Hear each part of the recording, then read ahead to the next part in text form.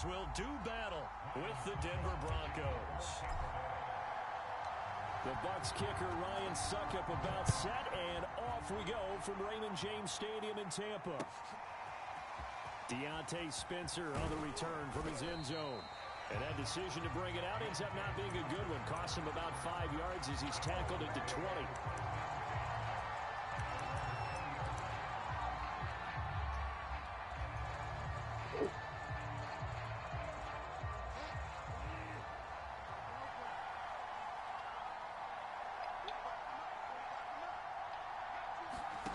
Bridgewater on first down. Man open, he's got it complete to Cortland Sutton. And they work this well upfield across the 45.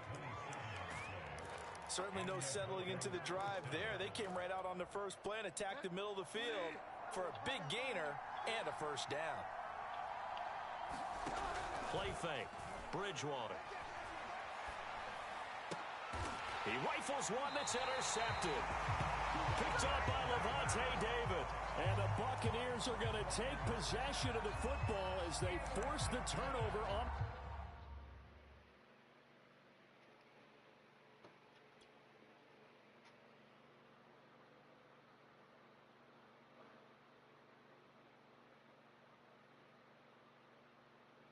The opening drive.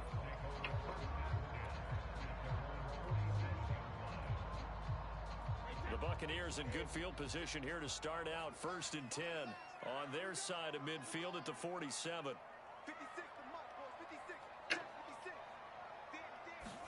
So after the INT, it's Brady. And that's complete. It's Chris Godwin. And he is out of bounds inside the 35. Right after the turnover, they come out throwing. And that means it's a sudden change situation. We used to practice it on defense. Sudden change, get out there, stop the offense. But you typically run out there a little bit unsettled. I think that's why he came right out throwing the football, hoping to catch him off balance. And he did. Here's a throw to his running back. It's complete. And inside the 20 before he's brought down. Oh. It would have been an ideal start for them. They get the turnover on the opening possession. Now here they are moving the ball straight down the field on their first drive. And that feels good, but you know on their side of the field, all they're thinking is, finish this drive off because they took it away, right? So now you got them back on their heels a little bit. Now go down, put a touchdown. And he's wrapped up, taken down, back at the 25. Bradley Chubb doing what he does best, getting that sack. Well, remember, they had the nice gain on the previous play, but they just gave a lot of it back right there on that sack. Yeah, they get the sack, get back some real estate.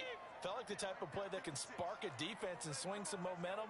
Almost felt like a take that type of a play, didn't it, partner? And he's got Gronkowski. Touchdown, Tampa Bay. Rob Gronkowski there to make the grab. And the Bucs have taken a first-quarter lead. Extra point put through by Succop. Mike, who your favorite rapper? The score 7-0.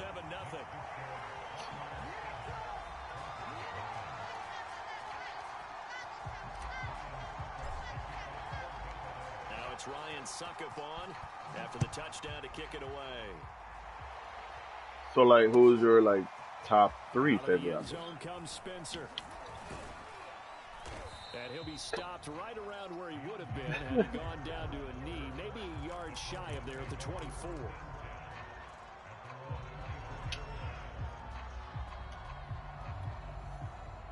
The Broncos onto the field, ready to start their next drive. And following the interception, we'll see what they can put together on this drive. I can hear my old college coach right now. He always used to tell us before every game, the team making the fewest mistakes will win. What they're hoping is that that last mistake is their only one of the game. Coaches, that's all they talk about, turnovers, right? Minimizing those and maximizing opportunities. So from Buccaneer territory now, it's 1st and 10 at the 47.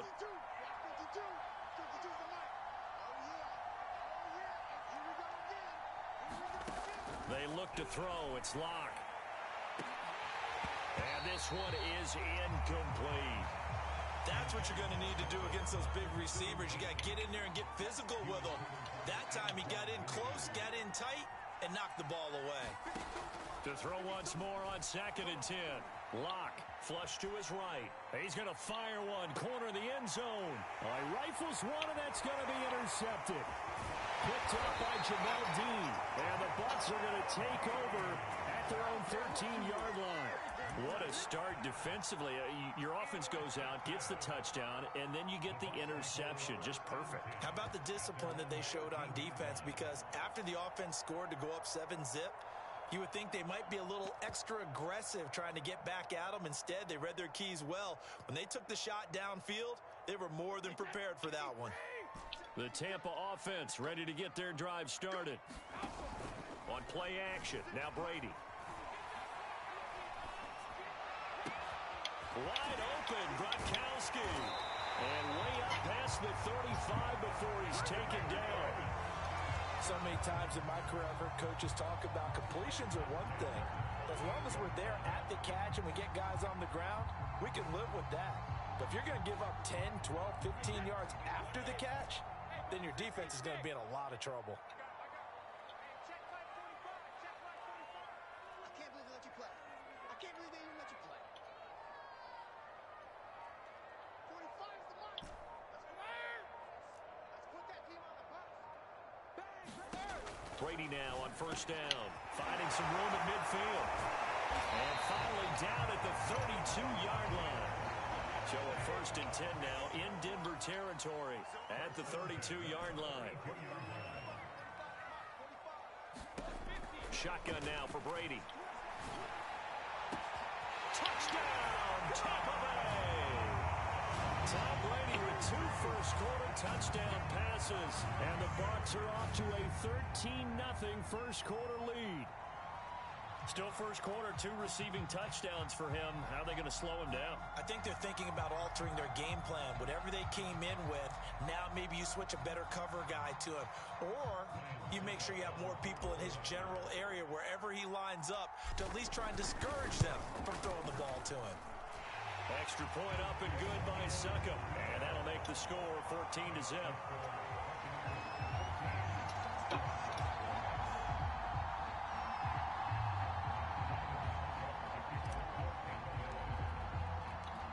It's Ryan Succop on after the touchdown to kick it away. And no return on this one as the fair catch is signaled for and taken.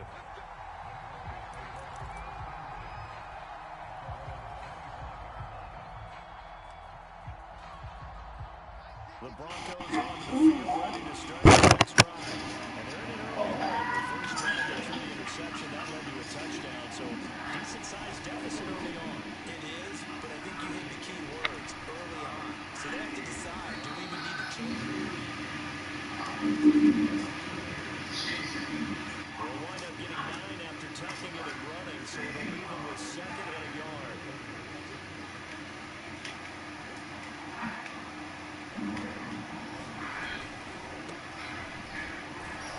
And he'll be taken down as that will take us to the end of the first quarter of play.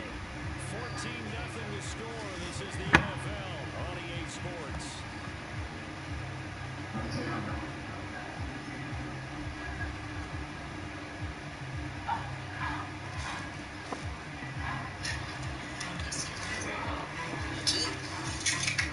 We did it.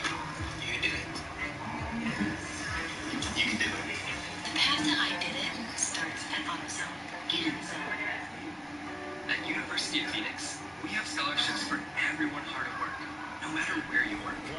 Get up to a $40,000 scholarship, starting with your first course. Explore your opportunities at Phoenix.edu. Hello, Patty, most notable acquaintances, Bang the Hill, PBG Span, PBG Sean, and PBG Chemo. Now I said this once and I'm going to say it again. I feel as though Young Pappy is the GOAT of the drill scene. Yes, that's right. I feel like Young Pappy is the best rapper that ever came out of Chicago in the drill scene. Now, once before I did a video and I said that I felt like Pappy was the greatest rapper of all time. But I'm going to recap that. And the reason why I'm going to recap that is because Pappy's career didn't get to where it's supposed to have got to. His life was short before he actually was able to make it. And before he actually was able to do, any major projects for real. make it out this year. Pappy had a rap style that was very unique. It was also very peculiar.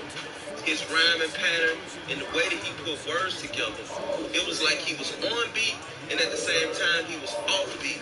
And the things that Pappy used to say, I don't think that would be very easily duplicated at all. I think that Pappy had a one-of-a-kind style, and when you hear Pappy, you automatically knew that it was Young Pappy. So you mix all of that on the track with the energy that Pappy brought, man, you had to hit them every time he got on one. I think that if Young Pappy would have never got killed, PBG and TFG would definitely be on right now. Pappy ended up being a lot bigger after he died than he was when he was alive. A lot of times in Chicago, it ends up that way. You know what I'm saying? It's like people praise you a lot more when you're dead than alive. And like I said in my last Pappy video, give me my love now. Don't wait until I die to, wanna, play my song a million times and, give me all that fan support and that love that you should have been showing me before I left this world. You see what I'm saying? Now, Pappy got a lot of his fame, too, from dissing. Pappy dissed a lot of guys. And Pappy's guys dissed a lot of guys. This is why after Pappy got killed, he was dissed so much. Now, Pappy was a very, very, very well-loved member throughout PBG. Why do I say that? Because, for one, Pappy was actually that bridge for PBG and TFG out of the hood, out of Chicago, on to bigger and better things. And he ended up getting killed. Pappy actually has 3 friends that were very close to him when he was alive that is locked up right now for murders that they committed, allegedly, because people were dissing him. So that just goes to show you the magnitude of love that, his guys had for him. So Pappy was a very well-loved member. And a lot of people don't know, but Pappy actually went on a lot of hits. There was a few guys of Pappy's, one notably being PBG Chemo, that said, and I quote, it was an honor doing hits with Pappy. You see what I'm saying? And I seen also one video where Pappy was on his ops block, outside his ops house, telling dude to come outside. And dude ended up calling the police on him. So Pappy was definitely about that life. Come out, Terrence G, baby, come out. Y'all see that? Come out. Pop out. Pop out. Pop out. Pop out. Nobody comes outside. Look, this all they do is whoop. Look at him. That's all he do is whoop. You a bitch. You a bitch, shorty, and your mama a bitch. Your mama saving you, bitch. Your OG saving his OG saving. He ain't popping out. Got the whole hood high. Whole hood high. Look at that. We out of it over here. I just got out of it now. Damn it. I ain't gonna hit him. Look, he already run. We out of that. Fuck that. We out of there. So they hope they stay here. Oh, this nigga just called the police, folks. That's crazy, folks. Folks just called the police, G. He just called Jack on us, folks. G, what the fuck, G? What's going on, man? Folks don't want to come outside, man. He said, I don't want to pop out. He told me, blow. I tell him, I'll blow through your window. He said, I won't blow this bitch. Whole time, he a bitch. No fault at all. I seen both of his hands. He's my, hey, Bobby, come in my hallway. Shorty, a whole clown over there. Clam ass niggas, man. Pappy, in his music, he has started doing a whole lot of dissing. Like, Pappy has a lot of songs, and he has a couple songs, that's not dissing, but most of Pappy's work was dissing. And a lot of guys didn't like that. So, after the dissing went on, the dissing went on, the dissing went on, and like I tell y'all, it's different when somebody dissing your guys or something like that, and they don't really know what's going on, or they didn't have nothing to do with it. I mean, yeah, it's disrespectful, but it's disrespectful on another level, and it hits another nerve when the guys that are dissing your dead guys are actually the one that has something to do with the demise of your dead guys. You see what I'm saying? So a lot of sets have begun trying to kill young Pappy. I swear I'm the wrong nigga to shoot as you guys, but I'ma find wherever you at. And I think that by Pappy blowing up and doing the dissing at the same time, doing the numbers, dissing, dead guys, this grew, this made, this grew a heavy hate for young Pappy. And this made young Pappy a #1 target. You see what I'm saying? Because Pappy, people all over the world was beginning to tune in to Pappy. And so that's more and more people, the more and more fans that he's getting, that's the more and more people that's hearing Pappy, this they dead guy. So it had became very dangerous to be around Pappy. And like I said, before Pappy died, they tried to kill him twice. And each of those times, a different person ended up dying. Not to mention, it was said that the reason why his friend Two Cups ended up getting killed is because Pappy had shot at some guys. That's the reason why he took the death of Two Cups so hard. And the Chicago Sun-Times reads, Thomas had twice been a target in shootings that instead killed innocent bystanders, William Lewis and Marquio Carr, according to authorities. Lewis, 28, was standing in the 1300 block of West Devon Avenue on July 12th when a gunman walked up and shot him in the back, authorities said. The prosecutors say 31-year-old conservative vice mayor Eric Vaughn spotted a rival gang member and handed 15-year-old Denzel Burks a gun. Burke and 17-year-old Michael Phillips then chased the rival through Rogers Park. Burke fired 10 times, missing the rival, striking Lewis in the back as he stood at a nearby bus stop, prosecutors said. On February 5th, 2014, a masked gunman fatally shot Carr, 17, and wounded 3 others in the McDonald's parking lot in the 6700 block of North Clark Street. The victims had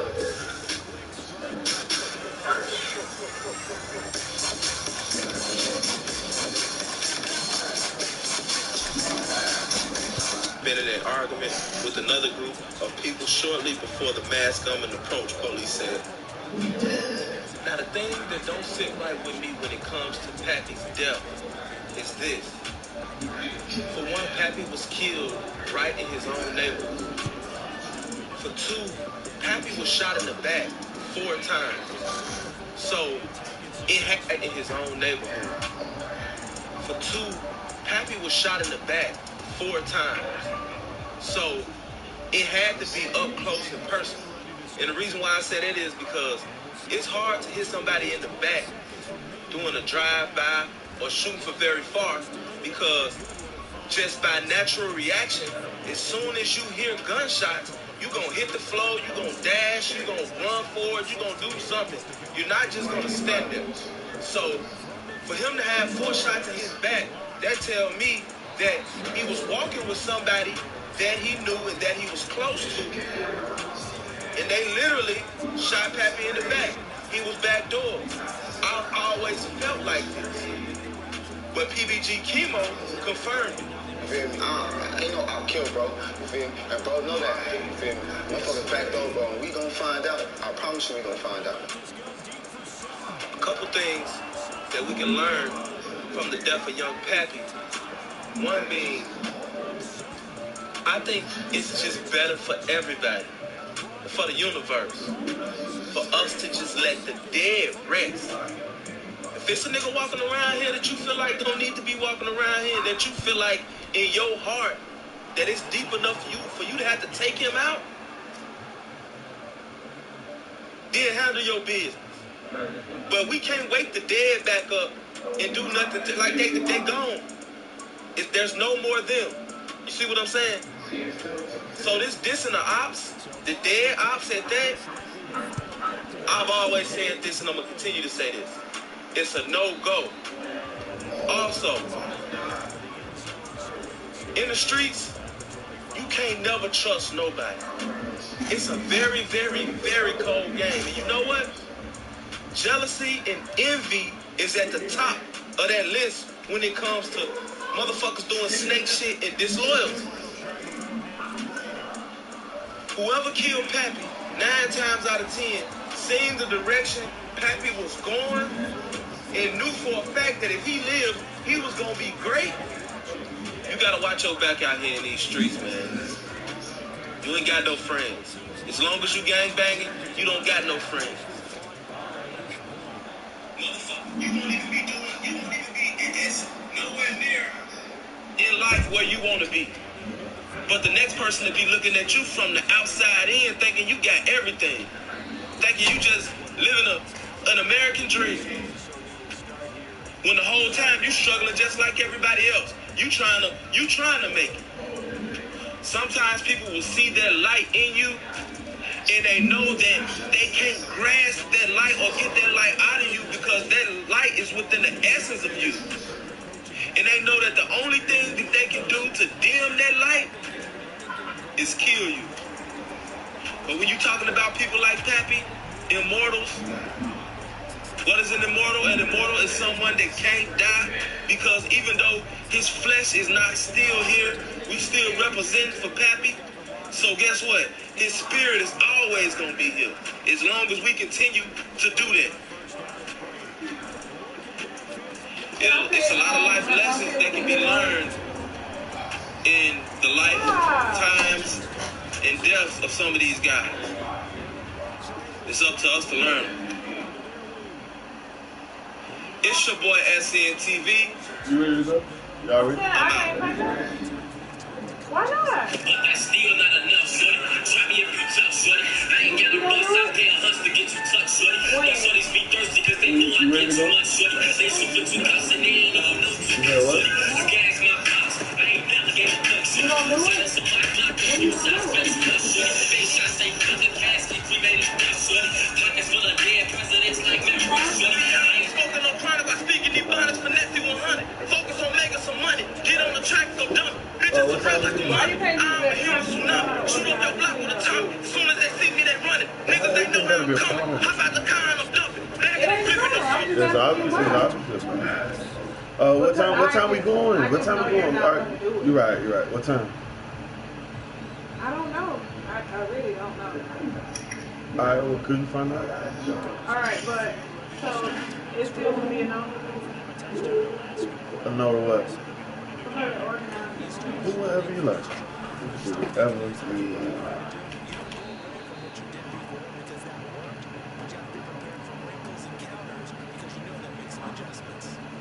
Why do we have to go to You can do whatever you like.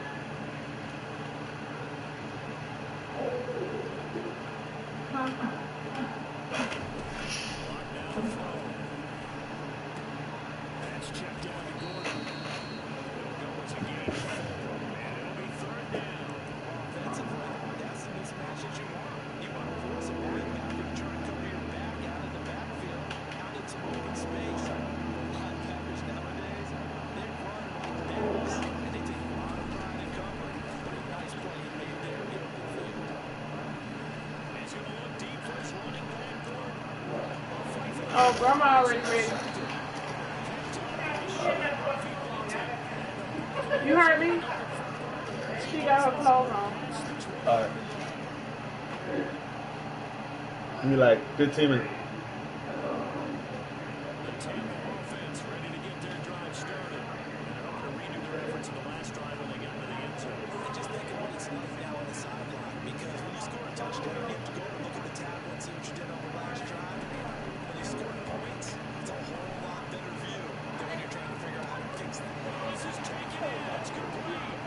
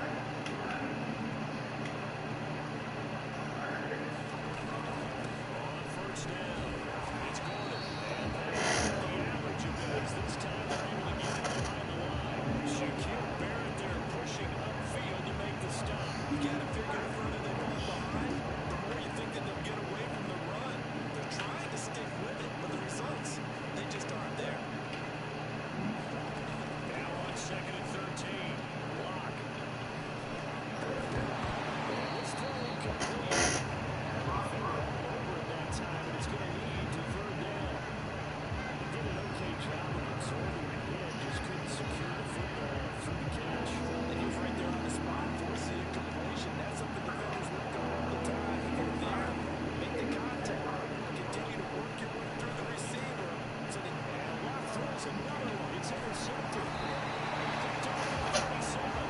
The return comes to a halt right at the 44-yard line. Definitely figured out something defensively at halftime, Charles. That's now 2 drives and 2 interceptions here in this third quarter. And I think the easy thing for us to say is, boy, they made an adjustment, didn't they? Or they showed him something different. I'm not so sure it's that, as much as maybe he's just been impatient and forced the ball a little bit. In any event, as you noted, back-to-back interceptions thrown. That catch good for only a couple. I think we're on the same page on that one. Just his first catch. I think we both thought he'd be a little more active in the passing game. Let's see if that's the start of them trying to get the ball to him in the second half. On second down, here's Fournette. It'll be a gain of 5, but still about 3 yards shy of the first down marker, and now it's third down. In the first half, he was held in check on the ground, but despite the lack of production, they still have the lead. And they've got to feel fortunate about that. If they can actually get production from the lead horse, that would help open up this offense and provide this margin too. Left side completion to Jones. Will go down, and that will do it for the fourth quarter of action. 3 quarters in the books. You're watching the NFL on EA Sports.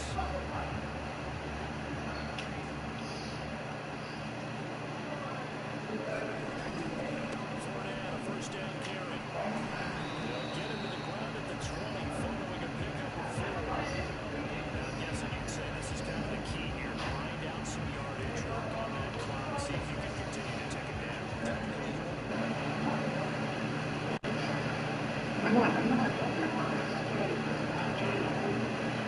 It's timeouts. What are they going to do to stop you? You're taking charge.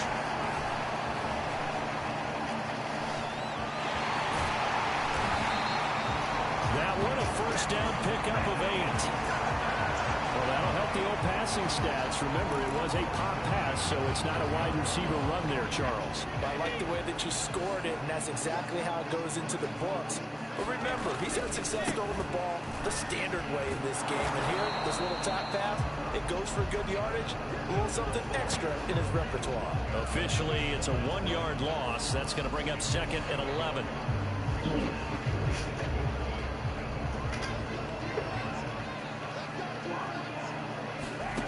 Now Brady. Got his man complete over the middle. That's Evans. Touchdown! And Tom Brady hooking up with Mike Evans there. And the Buccaneers have pretty well put it away here in the fourth quarter.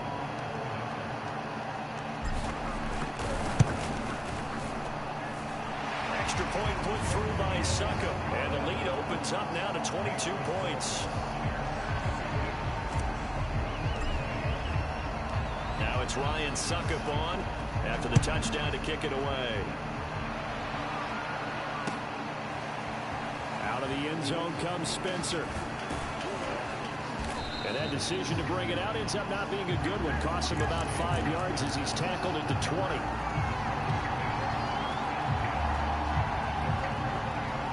The Broncos onto the field, ready to start their next drive. They are looking to make a bit of a 180. They are sputtering right now. And frankly, I think it's time to call your playmakers together and say, all right, guys, we're going to lean on you through this patch. We need you to get us back on track and get us going in the right direction. So you're calling plays geared to them. Not necessarily that you look at your plays, oh, this hurts the defense. I want the ball in the hands of X, Y, and Z and see if we can move forward. So don't get too cute. Go to the playmakers. Fakes the give to Gordon. Now here's Locke to throw. He's going to look deep down the field. He's got a man complete. And he'll take it into the end zone for a Denver score. Tim Patrick, 73 yards. And the Broncos have got it back to a 2-score game here in the fourth. You got to understand situational football because they're playing with the lead here late in the ball game. So the back defender has got to be as deep as the deepest receiver. Keep everything in front of you. She said I'm true. You think they had the 3? I did. Do you believe I didn't? They love a big pass play like that, but they what?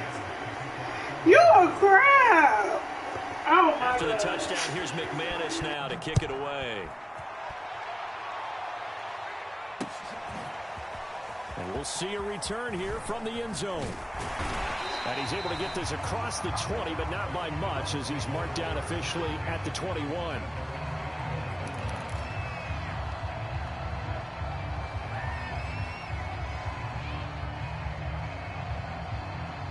The Bucs offense set to begin their next possession.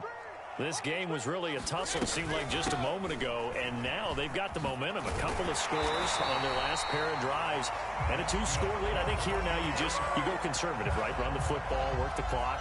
You know, I usually agree with you, but I'm going after him right here. I Really? want to put this bad boy away. I wouldn't be afraid to throw it. They've got all the confidence, all the momentum on their side. Go ahead and take your dagger shots and try and finish this one off. I disagree vehemently. I say run the football, you've got the lead. Well, let's watch it and find out who's right.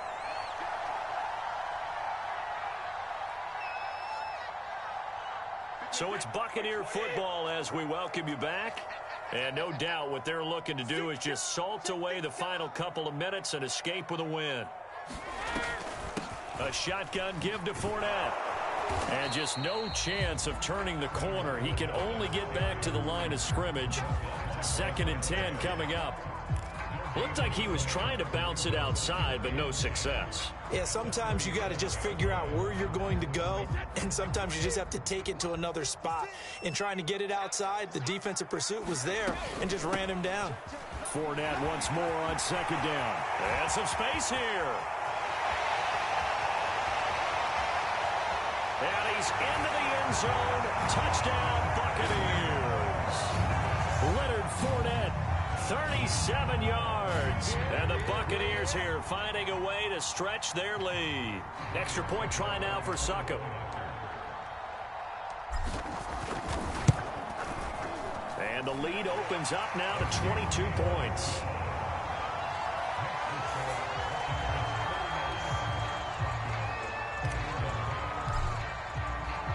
Now it's Ryan Succop on after the touchdown to kick it away. And that one will bounce out of the back of the end zone, so we will start here at the 25. The Broncos onto the field, ready to start their next drive. They're down big here late. I don't know. You just one last drive here for pride? Some people like to do that. I remember playing for a guy once. We were down huge, and someone said, "Coach, what do you want to call?" He just waved a hand like, "Who cares? Let's get out of here and do something some other time." But some teams like to do something at the end to feel a little bit better as they continue to move forward. Yeah, probably just want to put this one behind them. On 2nd and 10. Locke. Now Locke, he lost the football. It's out. But it looked like, fortunately, the Broncos able to recover. A lot of bad news on that play for them, wasn't there? Lost the football, lost a lot of yardage, but I think the good news outweighs it. Able to retain possession. That was big for them.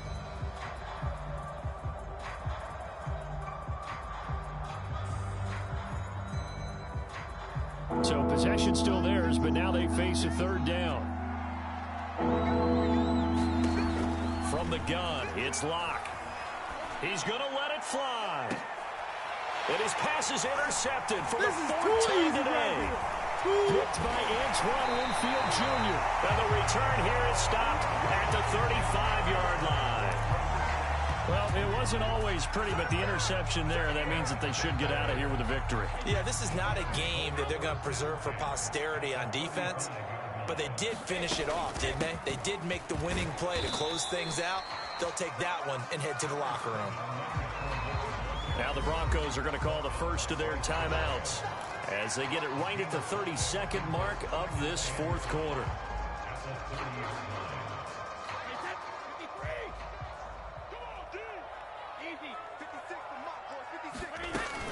Back to the ground, this time with Jones. And inside the 20 before he's brought down.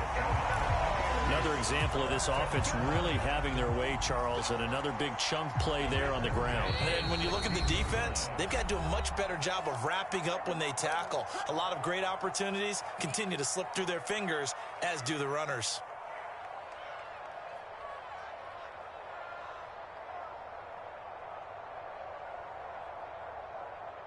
So the ball down to the 16 here for 1st and 10.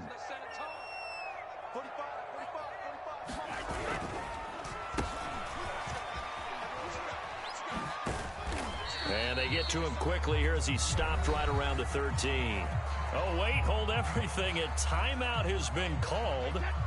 Seemingly silly with 1 second remaining in this game. A handoff, Fournette running left. And they corral him just a couple yards shy of the end zone. Well, Charles, it's one thing to win. It's another thing to win and put up the amount of points that they did. Boy, were they clicking on offense. They can't help but feel great about themselves, can they? I mean, what a game to put up that number of points, continually feeling like they're moving the ball and things are working and clicking. They think that they can bottle this and carry it with them. And as an offensive coordinator, you just don't think you can do anything wrong. Whatever you call, run, pass, it's all going to work. That's called being in the zone.